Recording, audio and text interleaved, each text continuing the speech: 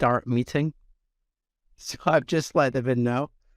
Hey guys, we are trying to figure out Teams when it comes to webinars. So apologies for keeping you waiting for the last 4 minutes. We thought we were speaking to you and we said, put something in the chat and no one was responding to us. So can someone in the chat tell me if they can see Paul's slide, please? And welcome to the webinar.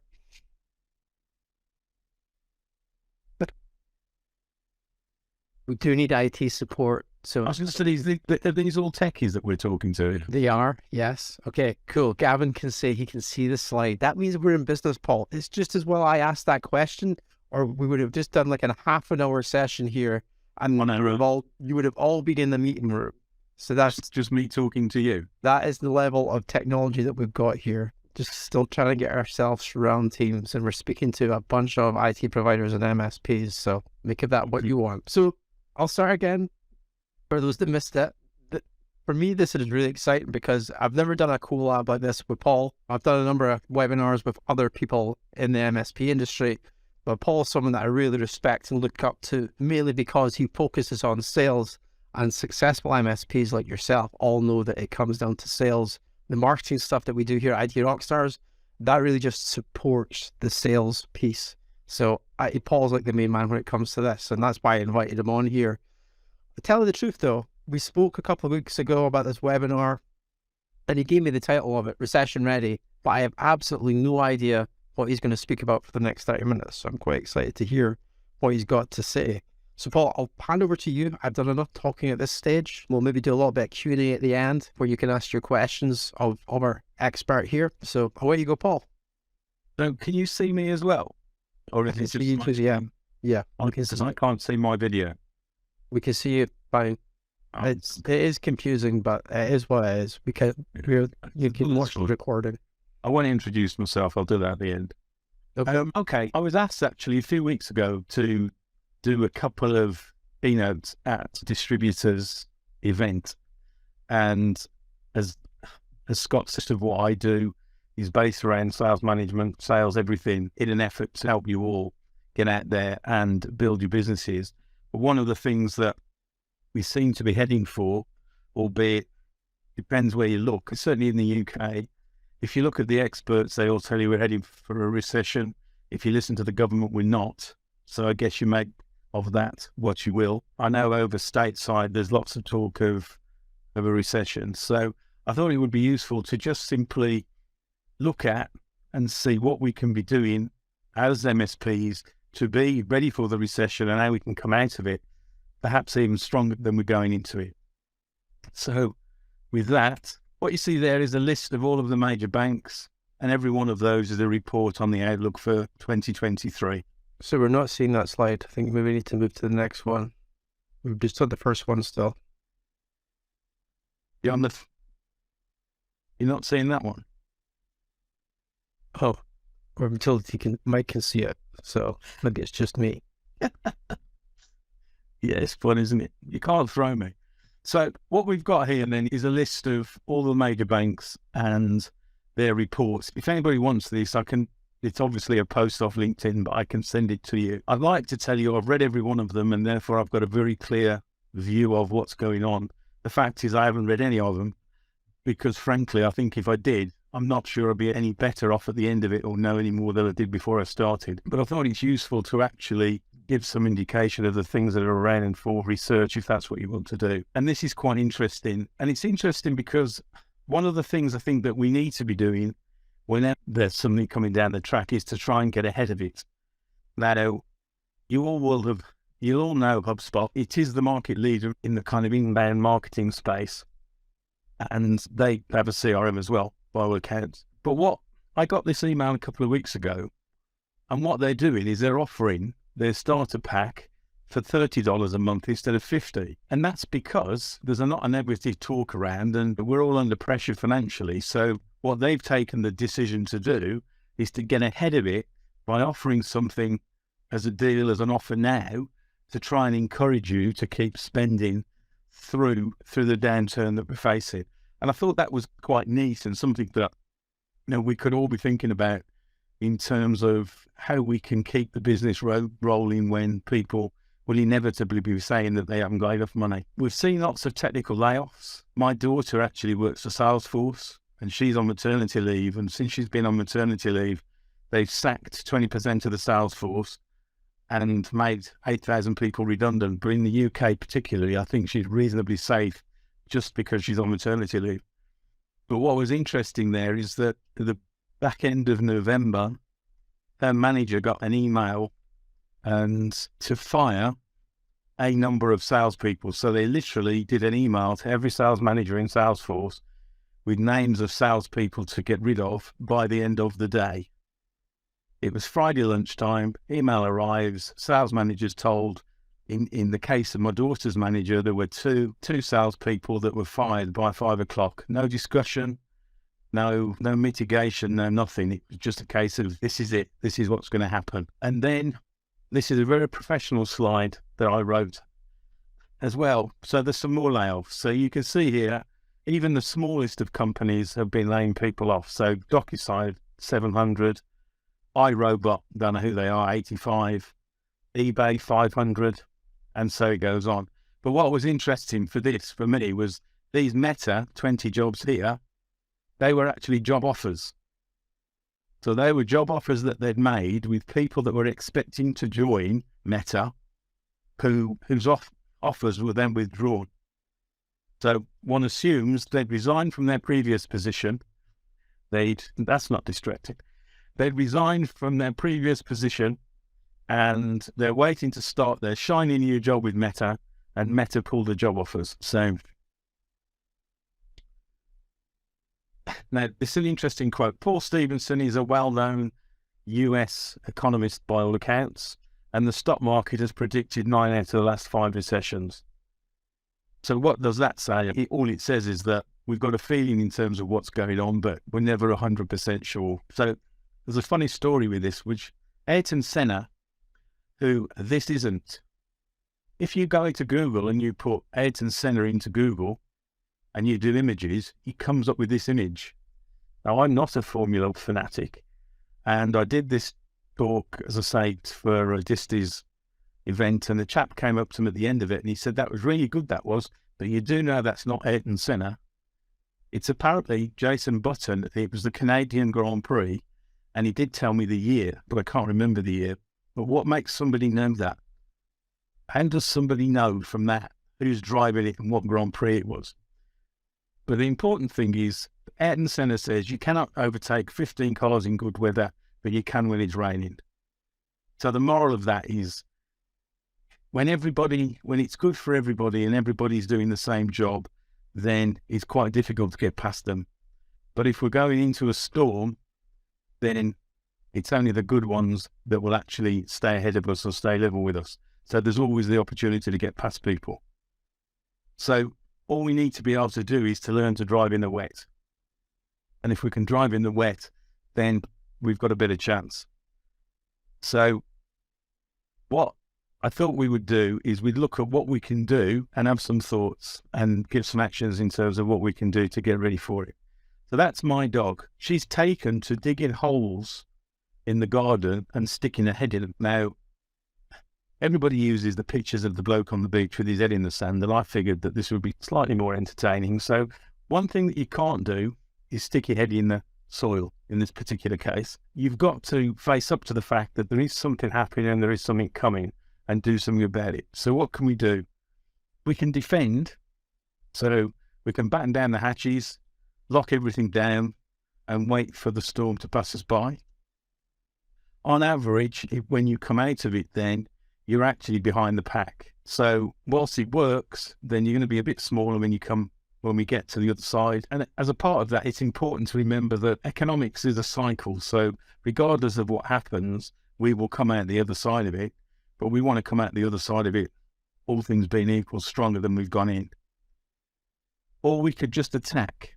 So let's just throw caution to the wind and attack and go out and get as much business and do as many things as we can. Well, obviously, if we do that, it's a little bit hit and miss. So, when you go over the top with your rifle, then half of those are going to get shot. And that's the sort of outcome that we don't really want. What we need is a bit of both. So we need to be able to defend to a certain extent and then do some attacking. And if we do that, then on average, in all of the sort of research, then we're going to come out of it ahead of most people once we get back to the straight and narrow. So what we'll look at is we'll look at 5 things that we can do to defend, and then we'll look at 5 things that we can do to attack. The first one,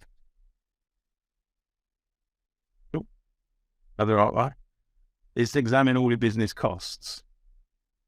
So when things are good, we don't tend to pay a massive amount of attention to what things cost and how it's adding up. Now, I was fortunate at one point. I did work for a man who wouldn't do anything, wouldn't spend any money at all unless there was a very good justification, but it's very much the exception rather than the rule. I got involved in a cost reduction business about 10 years ago, and we did cost reduction for SMEs, and we would maintain that with the exception of people and premise cost, we could save an average of 20% across all of the other cost headings within an SME, which I thought at the time was staggering.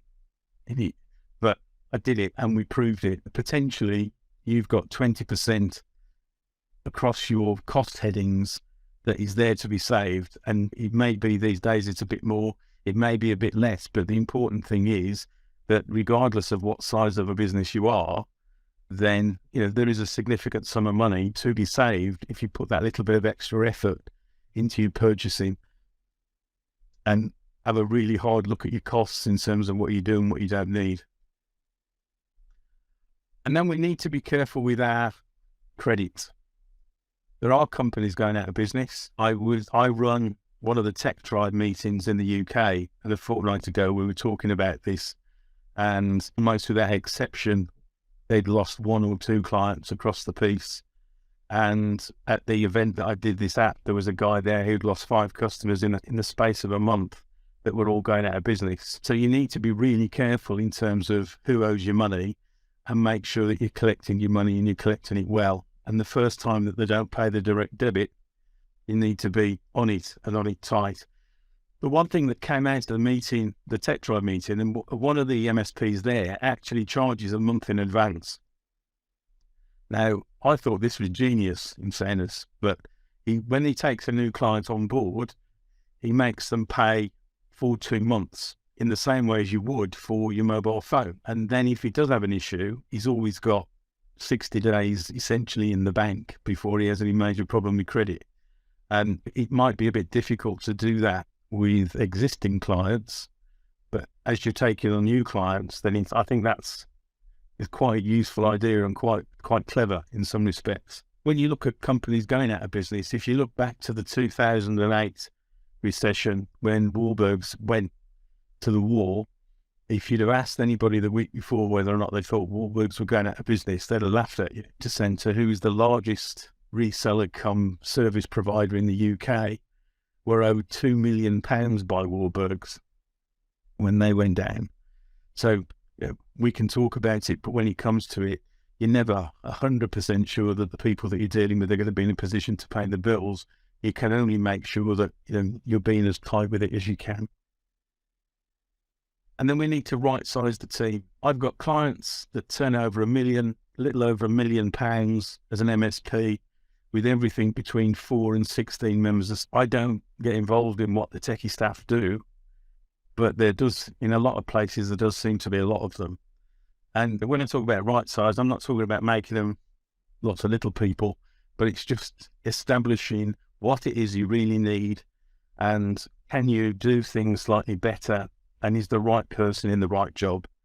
Because your people costs are probably one of the biggest costs, if not the biggest cost that you've got. And again, it's easy over time to take extra people on when things are good and the money's there. But we've seen the layoffs, and if you look at the layoffs that have been made, they're largely by companies that are VC backed or the public companies, because they have to guard their profitability so much. Now, I'm not suggesting that you go around and adopt a similar sort of attitude with your staff, but nevertheless, have you got all of the right people in the right place? Have you got people that are overqualified that you could potentially be doing the job with somebody that doesn't cost you as much money? It's just worth looking at, and I think it's worth drilling into to make sure that you've got the right people in the right place. And look at your software. What software do you use? You've got all sorts of different software products, and I'm talking about the ones that you use to run your business as opposed to your tech stack at this stage. I'm guessing you've got Zoom, you've got Microsoft, you'll have Xero, you'll have a note product of some description, and so it goes on. Maybe Hootsuite, maybe HubSpot. And all these things add up. And the beauty of SaaS is that it costs you £3.80 a seat, but then you start adding it on and you're adding it on and you're adding it on. It ends up costing you lots of dollars. So it's worthwhile looking, do you need it? Can you take some of them out? Are they still relevant?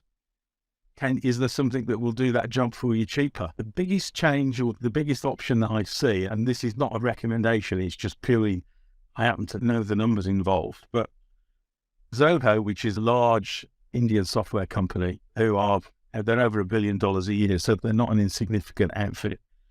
They have a product called Zoho One. And in Zoho One, you get a CRM package, which is as good as 85% as good as Dynamics and the likes of Salesforce. And that would cost you £70 a seat, or I guess $85, $90. Xero, the accountancy package, is going to cost you at least £30 a month. Zoom, if you go for the webinar version, is £40 a month. HubSpot is an interesting one because I know people who are paid as much as £450 a month for HubSpot. Active Campaigns, Hootsuite's £250 a month. DocuSign's £20 a month. And so it goes on. And there is a Zoho equivalent product for every one of those for just £35 a month. You can get all of it for £35 a month. Now, as I say, it's not a recommendation. All I'm using it for is an illustration that there are alternative products on the market for the things that you're using, which may well be doing it cheaper. And I think you need to investigate and look at all of that. And then we get to your tech stack. Now, far be it from me to start talking to a bunch of technical people about what they put in their tech stack, beyond the fact that there'll be things in it today that you've had in it for years that you don't need. Or there may be products available today that will reduce the costs of that significantly. In my experience, very few MSPs, they'll add things to it, but they very rarely take things away from it. So we all talk about PSA. A PSA is expensive. The ConnectWise and the Datas of the world are charging an awful lot of money for PSAs. And my question is, do you really need it? You've been sold it, but do you really need it? Do you really need all the areas of it?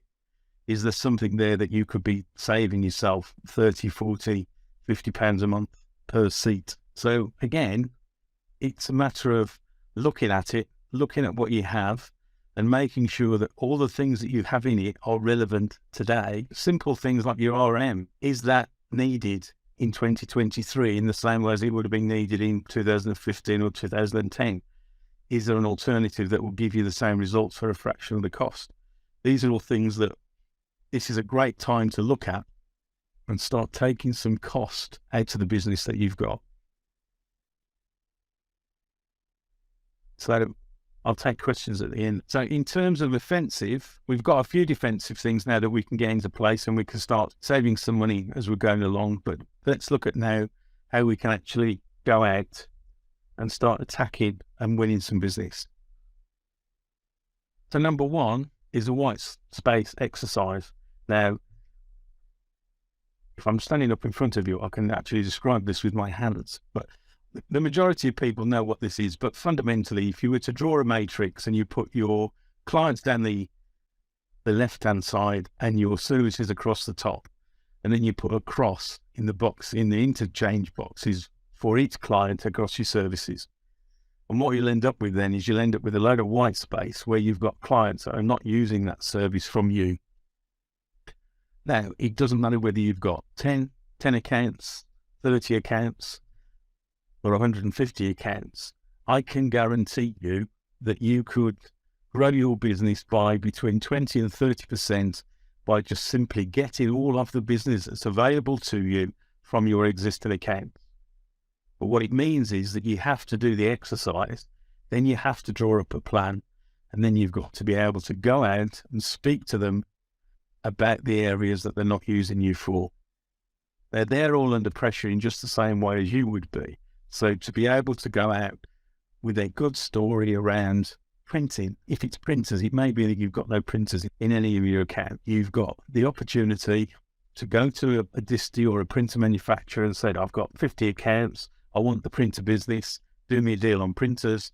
You can go out to them, you can start talking to them about printing, you can talk about print management, you can talk about consumables, and you can build yourself a business case.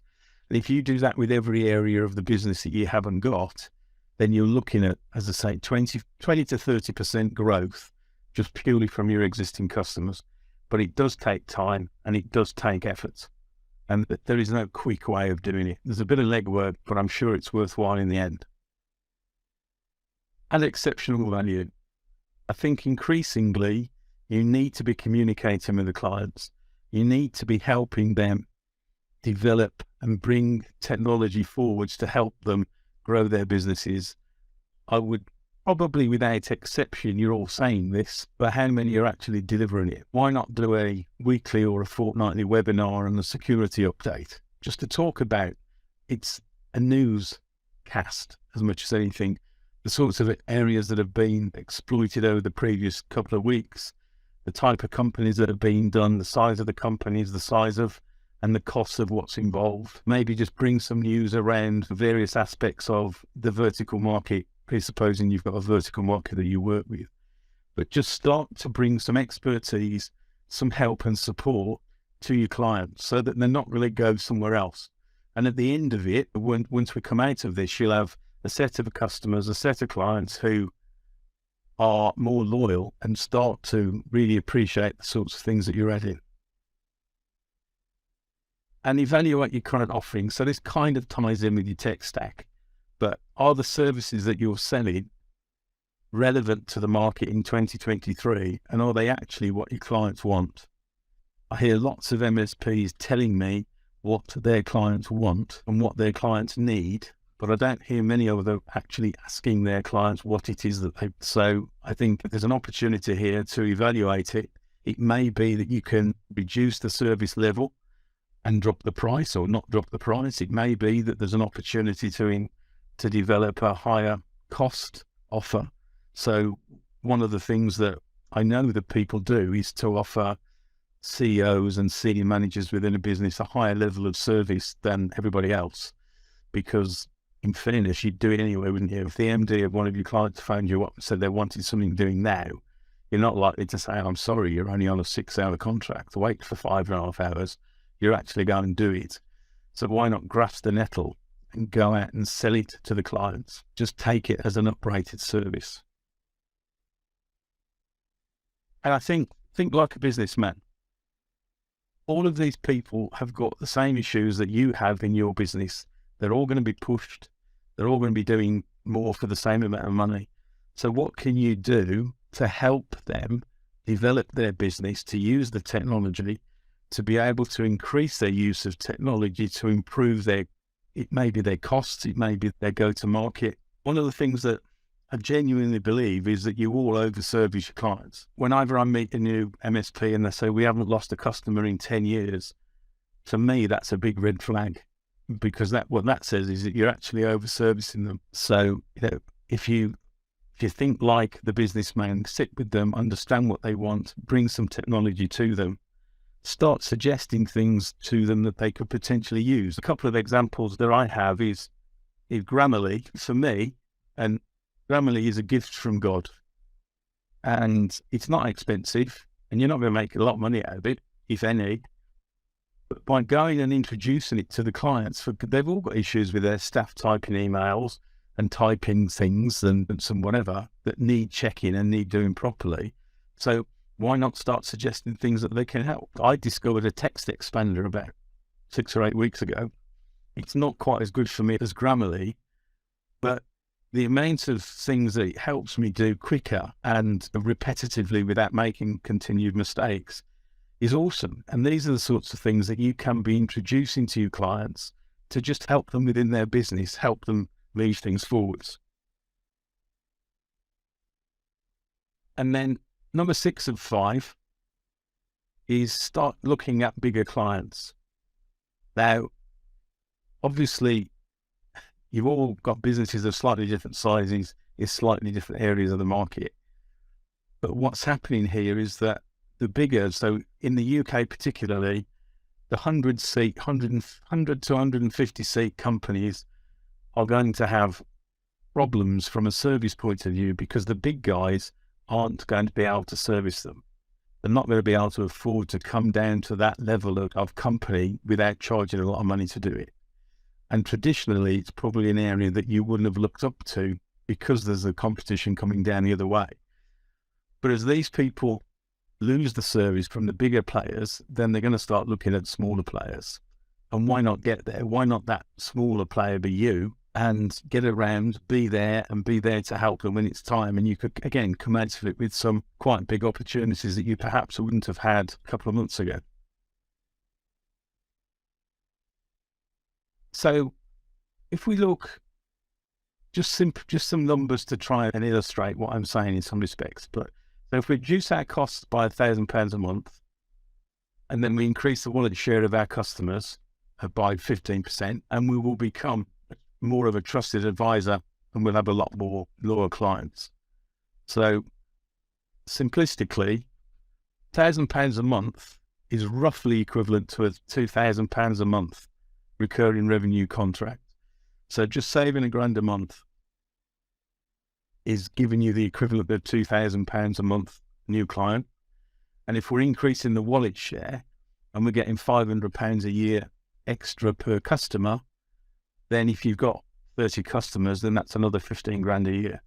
So it doesn't take a great deal to start building some cash back into the business and making the business more profitable and taking advantage in many respects of the circumstance and where we are in the economic cycle. So I'm hoping everybody knows who Andy Grove is. Sometimes you take these things for granted, don't you? I just said, of course, everybody knows who Andy Grove is, and everybody looked at me like I'd just landed from somewhere different. Andy Grove was the driving force behind Intel. So he's quite renowned as a business person. And he says bad companies are destroyed by a crisis, good companies survive them, and great companies are improved by them. And I think you've got a great opportunity here to actually become a great company and start grasping the nettle and improving as we move forwards. So, just as a bit of an advert, just move my camera a little bit. One of the things that I've done, and I was going to call you Craig then, and Scott has, I have this real issue because for some reason I want to call Scott Craig, and I even introduced him as Craig to somebody at Christmas. So Scott's been working with me on this, but I've started this sales club, and the basic premise is that it offers the ability or the opportunity of companies at a relatively inexpensive rate to concentrate on their sales essentially once every 3 weeks. So one of the issues I think you have is focus. So the whole idea of this is that once every 3 weeks, we have a small peer group that gets together and we have a bit of education. We have a general discussion around various aspects of the business. So last Friday, one of the members had been out to a prospect meeting in the morning, and the prospect had given him a copy of the quote from his previous supplier and said he doesn't want any corporate this and he doesn't want corporate that. He wants a nice friendly relationship with his supplier. So how would we approach it and what would we do and what sort of proposal would we put forwards? So there was a discussion, there was some suggestions made for that. One of the guys has got a big deal that's a lot larger than he'd ever done before, and how could he structure it and how can he make it worthwhile? So we had that conversation, and then we talked about some deals that were closing by the end of the month. So that's available. There are different tiers, but essentially we start at £149 a month. I think we also have to mention that you get a discount if you're an IT Rockstar member. and you get a discount on it if you're an IT Rockstar member. And I mean, in terms of salary, what I do largely is work with businesses from a sales strategy perspective. So it's really looking down, look, what do you need to get in place to be able to go out and sell deliberately? So when you get to the stage of recommendation and referral not being enough, and that in the UK typically happens between 900,000 and 1.1 million. If you've been in business for 15 years and you've got 5 engineers, then you can get to £1 million. If you want to go beyond that, then you've got to start doing things slightly differently. So, you need to get everything in place. So I have a workshop and I have a variety of different ways of doing that. And then that's me. Although my hair was darker seemingly then. How old is that for? I'd rather not talk about that. Excellent. It's not that old in fairness, but as I say, my hair has actually gone slightly grey since I moved to Dorset. So I showed this photo to my wife and she was like, he looks like he's got a bit of Italian in him. You got any Italian in you? Not while I'm standing there. No, okay. So I think we'll open up the floor to questions then, Paul. We've got a number of people in the webinar here. So if you have any questions for Paul, just put them into the chat. We can answer them. I've taken some notes as well, so I can kick off here. I don't know how I stopped sharing. It's like a little, I think it's like a circle with an X in it, where the share button was. Maybe I should turn it off. No, I can't turn it off. You have to do it your end. No idea how that works. Oh, hang on. Just before we do that then.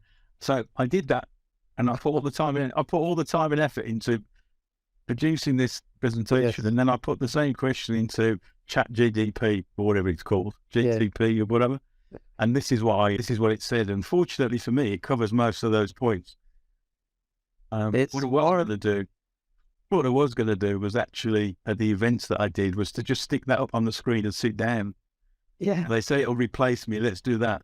So the first question I've got is on the defensive stuff that you listed there. Now, I've actually been through this process myself at IT Rockstars. So we were looking at closely the software that we have. We probably saved about £800 a month just in the software that we're using. A good example of that is I'm using this webinar function in Teams now because I take our Office 365. And I'm like, I don't actually need that Zoom license. So I can be doing webinars on this and it gets recorded and we can have all that cool AI soon that Microsoft are coming into. But do you think we're almost leading ourselves into a recession because we're all looking at our costs, we're all cutting back and stuff. We're all talking about the potential of a recession. So it's almost like we're talking ourselves into it. I think there is a danger of that, but I would say that everything that I've said there, you should be doing anyway. True. Yeah? So all I'm doing, or I suppose all I'm highlighting, is to, as you go into this, get ahead of it. So do these things anyway. I worked for a man who did this every time as we went along. Nothing was added unless it was absolutely necessary. And when I joined him, he turned over 14 million a year. And this last year, he did 2.5 billion. So you've got to say that probably works. Every penny is. But I think we're all as guilty. There's only me, and I bet I spend 30 or 40 quid a month on software I don't need to because I haven't stopped and gone through it. So it's just an opportunity to stop and get the extra money in the bank because you may need it. Now, hopefully you won't need it, in which case you've got it to invest when you come out of it. But there's always a danger of talking ourselves into this, but you can't ignore it either, can you? That's the key to it, I think. You can. I get mixed messages from a number of the members. I met someone from Canada today, Vancouver, an MSP out there, and he's saying he's going gangbusters at the moment. So I hear different things from different people, and that's why I question it more than anything else. The next question I've got for you, all of those companies you listed in that piece of paper, like Dell, Salesforce, HubSpot, they're all doing those tech layoffs, but they're massive companies. How does that affect the MSPs? How does that affect the IT business owners that are dealing with small, medium-sized clients? I don't see how that directly affects us. And I've always been told that from an MSP perspective, we're usually quite recession-proof because we're dealing in so many different variety of industries. I think The business model is recession-proof because it's monthly recurring revenue. So if you look at the pandemic, which is the last serious issue that we all had, the companies that had a real problem are the ones that, and I know one of each of these, but one where the majority of his business was actually people on site. Okay. So he sold projects and he sold people on site. And of course, as soon as they didn't have offices, they didn't have on site. So his business halved. And then I know another guy who's got himself a job because his business was all block hours. And he just went the block hours route. And of course, if nobody's working, they don't need any block hours. So the monthly recurring revenue is the strongest play. But nevertheless, it's about taking your spare cash and putting it in the bank. Yeah, the numbers that these big companies are making redundant and getting shut off isn't directly proportional. But what it says is these people are taking it serious enough that they're doing this. So in your own smaller way, should you not be doing the same thing? Yeah, they're the ones with the cash in the bank. Okay. All right, let's move on to the tactical stuff then. Add exceptional value. Now, there's one point that you mentioned within there, which was the webinar. Do a webinar to your existing clients and potentially your prospects. I think, personally, I think that's one of the best things you could be doing right now. It's like almost instantaneous leads. It's the reason that I do these. And the last webinar I did, we had 25 people sign up, instantaneous leads. So I'd love to hear from anyone in the audience that's maybe doing like lunch and learns or webinars. I don't know what your experience has been, Paul. I don't do enough of it, but I do. I'm a big fan of people in the room, but there's an age thing. Yeah. So I am of a different generation, and I would always do seminars, little seminars regularly. If it's if you've got the space, if you've got a meeting room that will hold 8 or 10 people, then you should be doing it every week, inviting people in to just educate them, talk about in this world of security and breaches. You don't have to frighten them. You just got to bring them in, explain what's gone on, give them an update, tell them the sorts of businesses that have been breached and the sorts of breaches that have actually happened, and be a part of their information, the newscast. And in doing that, they'll come towards you, they'll ask you, they'll trust you more, and they'll look to develop their business with you. If you just take advantage or just take them for granted, then in this kind of environment, they'll start to move away. So you've got to put extra effort, extra comms, and be there all the time. Now, your higher cost offer as a tactical, have you got any? I think you mentioned offering is almost like a CEO service where you're got like a 15-minute response to the CEO. Is there any other things that you've seen maybe within the tech tribe meetings or anything like that you've heard of, and from specifically for IT businesses and MSPs, and what they could be adding in at higher cost? I think a lot of it comes down to be able to sit down and ask. So one of the best things that one of the most enjoyable things I used to do was with the client base. When I was carrying up my own bag, the clients were a bit bigger, but the premise still holds, is to go out and meet them. And I would say, forget money for a minute. If you had a blank piece of paper, could design the service that best fits your requirements, what would it look like? And then get them talking. And then you can start to understand exactly what it is that they want. And you may not be able to do it, or you may be able to do it at a cost, but you've got the information to be able to go away. If whatever it is that they want, you can bet your life that other clients are going to want. So you can start to build services out that are specific against their requirements. And it may be you can include them, or you have to charge for them. But the whole idea is that you're involving them in that discussion rather than telling them, this is true methods that, they have an absolutely fixed stack, and that's it. That's it. No TV. That's it. Now, yes, you can sell that to people, but is that what they really want? You're going to get best benefit from that? This is just giving people the impression, at least, that they're having some input, and you can actually build out a better, different service that's a better fit. I have the MD thing is something that comes up regularly when I do the workshops, because my argument is you're going to do that anyway. So why don't you, as a part of your contracts, just simply say you can have 2 executives on this platinum package. Yeah, makes perfect sense, doesn't it? And when you're actually out selling it, you're saying to people, look, this is our average service, but you can elect 2 executives to go on this super platinum service, and they'll get them. So your MD and their secretary, or, another board director or whatever it happens to be, and do that. And then there's every chance that they're going to say everybody wants that. And then you've got an opportunity to upgrade everybody, haven't you? Yeah. But, and people go, I'm not going to do that. And so if the MD of one of your biggest clients phoned you and said, I need you here in an hour, you would be there in an hour. You wouldn't say, that's not our level of service. So do it, market it, make it an exception, make it one of the things that you're doing that the people around you are doing, and get on with it. And the other one that I like is holidays. So, why not, when somebody goes on holiday for a fortnight, not charge for the support of their machine while they're not there? That's not really increasing your line there, though, is it? No, but what it is doing is it's making it more saleable with new customers, isn't it? Yeah. Because what you're saying is we recognise the fact. That's almost like a bargaining piece, I think. That's what it feels like to me. Well, of course it is. But isn't that what we do? So Michelle's got a good one here. It's called the golden ticket, she said in the chat.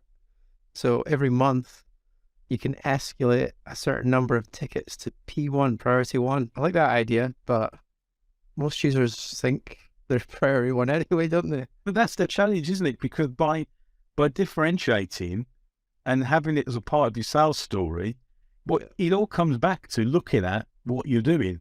You have an opportunity to be able to reevaluate everything that you're doing and start taking in ideas. And some of it's making more money from your existing customers. Some of it is just finding how many times do you get asked, how do you differentiate one MSP from another? Yeah. Because, and it's a challenge for me, because as I talk to more of them, they all become the same again with the best will in the world. But those sorts of things, these are things that would actually start to differentiate you. We recognize the fact that your executives are important, so we automatically give them a higher service. We recognize that within a month, you're going to have a couple of tickets which are really quite important. We'll allow you to escalate to a month just because it saves any conflict or any issue, doesn't it? It makes them think about it. Mike's got here that he had something similar in his last place, but it was only used twice in 8 years. I'd still be offering it. Yeah, but again, those are the sorts of things that they're the best things in the world, aren't they? When you offer, it's like an option. Yeah. Yeah. I remember when I worked for an MSP before I had my own one, it was the 24/7 support we gave as an option. And there was a few clients that took us up on that, and it was hardly ever used, but it was used occasionally. But for us, it was like money in the bank. So it makes perfect sense to me. It's like joining the gym, innit? Yeah, funny story there, but maybe for another time. Excellent, Paul. I don't know if anyone's got any other questions. I think we'll just wrap it up there. It's been really good to have you on. The sales hive that you mentioned is something, as I say, if you're a member of IT Rockstars, you can get a discount. Just send me a DM and I can get you that discount code. Have you got any last parting words, Paul? No, I don't think so. I just think there's a fantastic opportunity for everybody, but you've got to go out and do it. If you sit and stick your head, as my Springer Spaniel does, sticks their head in the ground, then, the world will pass you by. There's no question that people are going to get it wrong and people are going to go out of business. So I'll leave with us then. I've got a question here for the Q&A. Should she cut the marketing budget? What's your view on this one? No. So the story that I always go to with the marketing budget is Kellogg. So back in the Great Depression, they actually had competitors that you can go down the supermarket aisle, and it wasn't just Kellogg and their own brand supermarket. There was other brands in there as well, but they basically put more money into marketing, and they now have the position in the market because of what happened 100 years ago, where the Great Depression. So that's the example I give there when it comes to marketing. Obviously, I'm going to be a little bit biased in this, but that's the example that I give. And you'll find that marketing, if you're doing it correctly, every pound or dollar that you put in, you should be looking at to see what the return on that is, and you should have all of that tracked. But it's the same. You'll hear Salesforce offloaded a load of salespeople. unless the salesperson is not covering his costs, in which case he shouldn't be in the job anyway. He shouldn't be in the job anyway.